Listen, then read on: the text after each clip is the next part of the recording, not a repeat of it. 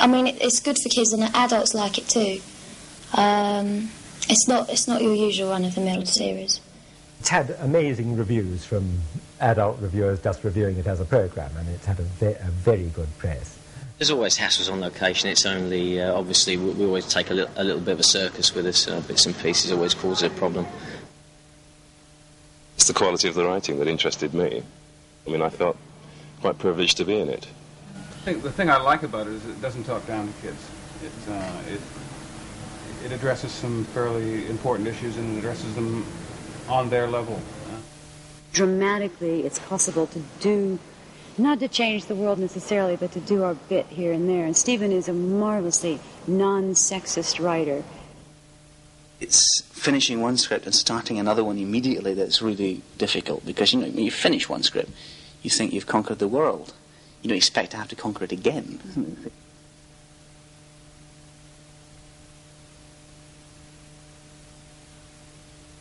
Roll, please.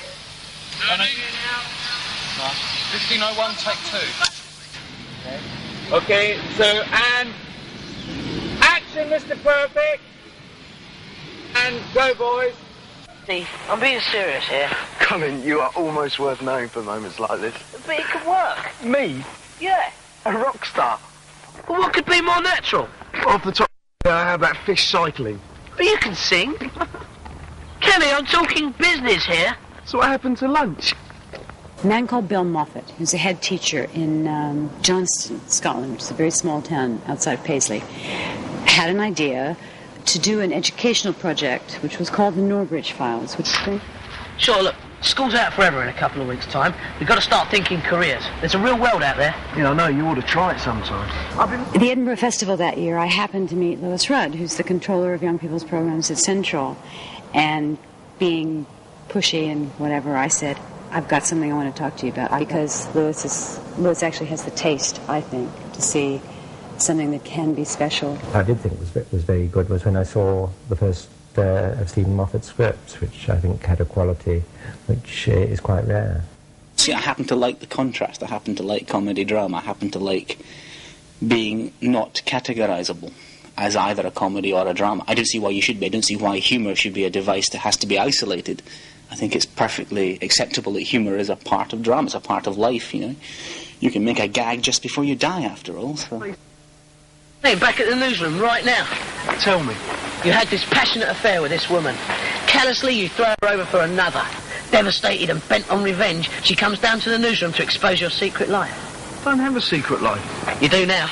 I wanted to be like Charlene, our neighbours, really. She was my idol. And once I realised that I didn't have the right touch with the spanner. I was right locking up bolts, but it's unlocking them. Useless. So, like, I started off in show business. It's where all ex-mechanics go, apparently. I didn't even make it to mechanics. I thought I'd start here.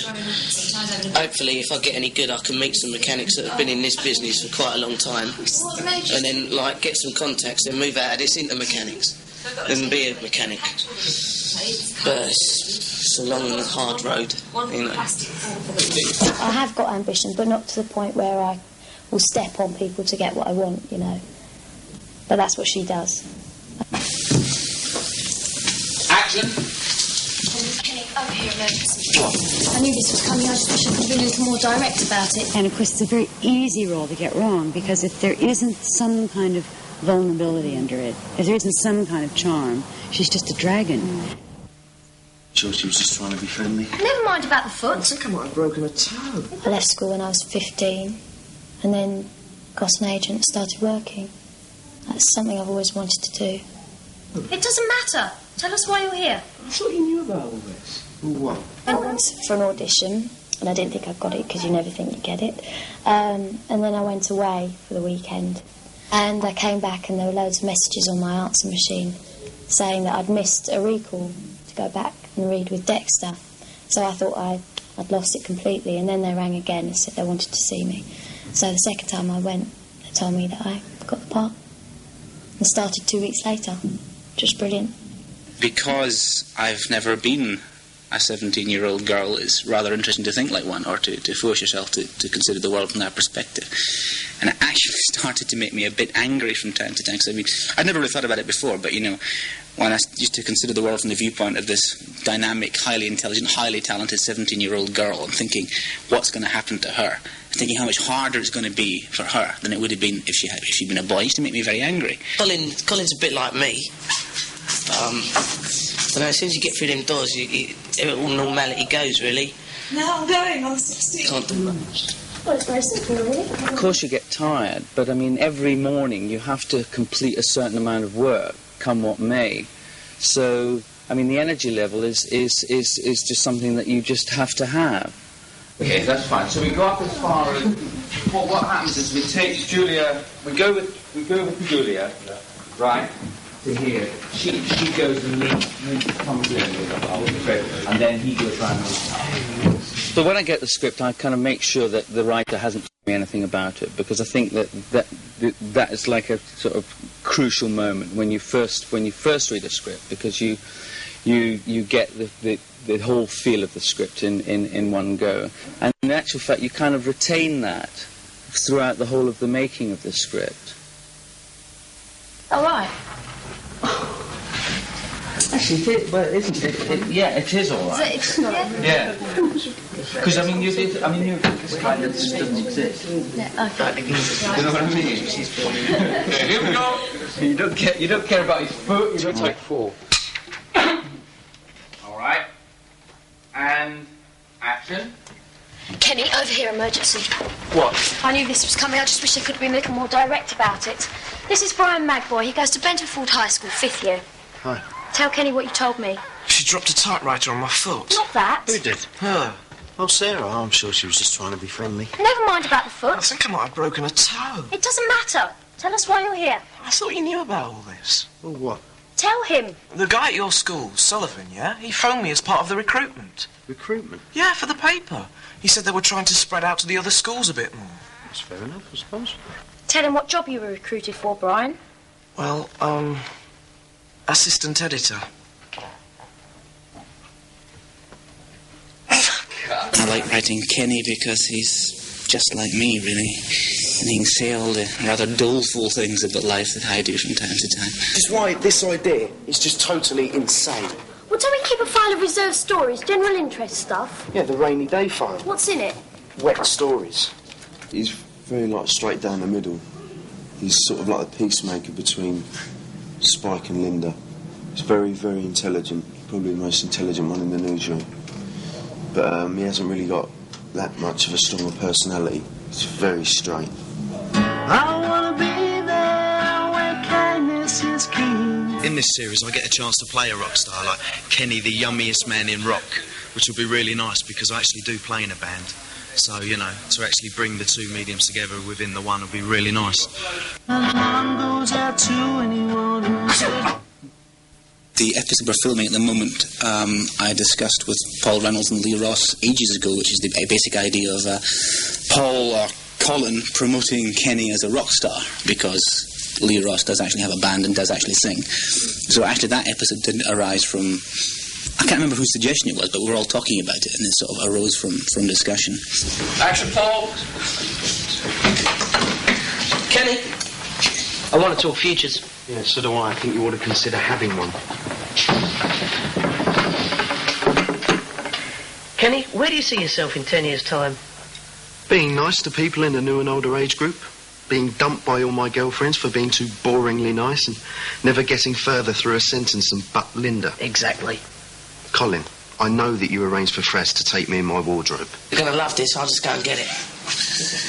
I'll find it, Lee. This is the theme tune to the new series. After 3, I'm joining, all right? What, already? Go on, it's called It's Not the Way to Run a Country. And it's the new theme tune to the second series of Press Gang. You've heard it here, you've heard it first. So make sure the sound level's all right, because there's a lot of bass, you know what I mean? All right then, go on, Lee. Ready? You heard something today. Go on. Get out of it. Copyright and all that. But you know, as I say, when you're doing it like once a fortnight, when you come up with a new idea once a fortnight, it's not so much. You're not sort of sitting around waiting. I mean, inspiration doesn't come to you if you sit around waiting for it in the bath. You know, you sit and stare at the typewriter and thinking there must be some interesting way of having Spike come through the door. Hey, am I cute today or what? I smiled in the mirror and tried to follow me to work. Girls, please, tongues in. Hey, I don't want to get vulgar here, but have you noticed how terrific my rear view is? I walk past and chairs big. I don't know, I was always a show-off, you know. And, like, that's why I sort of got into it in the first place anyway, because, like, I was this real little pain when I was a kid, you know, running about, look at me, sort of thing, you know. My mum took me to this place down the Shires, sort of, like, channel some energy, I think, you know. And it sort of led on from there, you know. I don't think it was actually a conscious decision until I was about 16 did I decide, right, OK, this is what I'm going to do. It's the most conceited thing I've ever heard. Conceited? Well, that's a bit ungrateful. There's bits of sensitivity as well, there's little bits of drama in there as well, which are always nice to play. Stephen's very good at writing that sort of stuff, you know. But most of the time he's generally got these one-liners that he just throws off the top of his head, you know. I don't suppose there's any chance of you going out with me Friday night, is there? Don't slam that...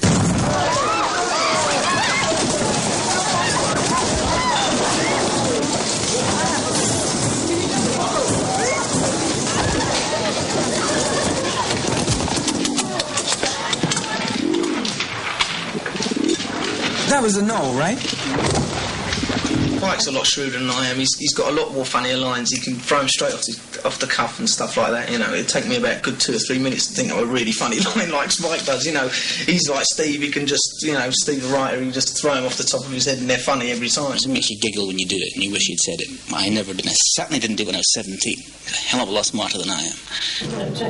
Steph lets me put my hand